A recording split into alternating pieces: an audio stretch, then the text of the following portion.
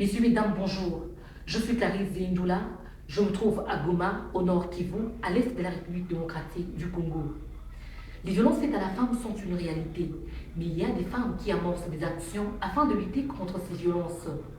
Une de ces femmes est Madame Bernadette Mwongo, une militante de droits de la femme dans la province du Nord Kivu. Je vous invite à découvrir ce que fait Madame Bernadette Mwongo pour l'épanouissement de la femme congolaise.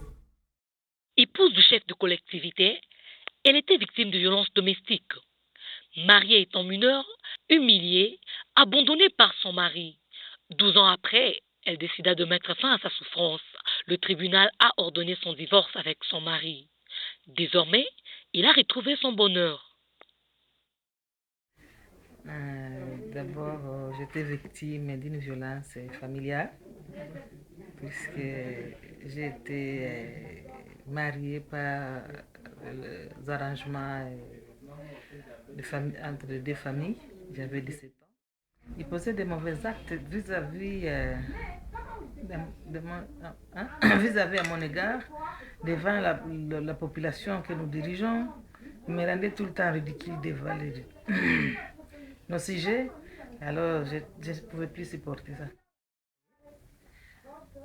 J'ai décidé de quitter et d'aller refaire ma vie. Bernadette milite actuellement pour la cause des femmes. Elle-même entend penser qu'elle était la seule personne qui a dû vivre avec la violence dans le foyer.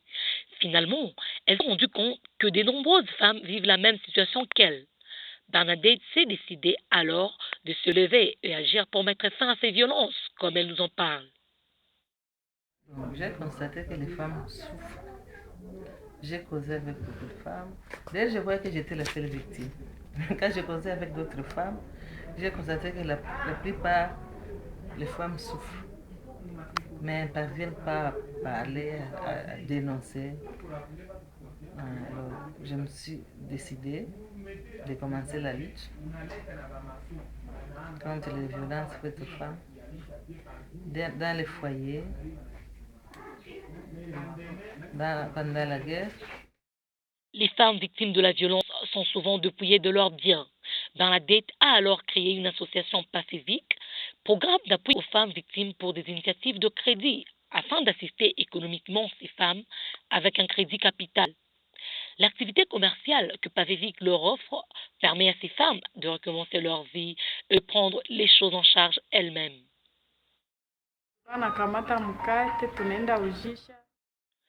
Je prenais les pains à crédit pour aller les revendre. Le bénéfice que j'avais tiré m'a relancé dans le commerce des aliments de première nécessité.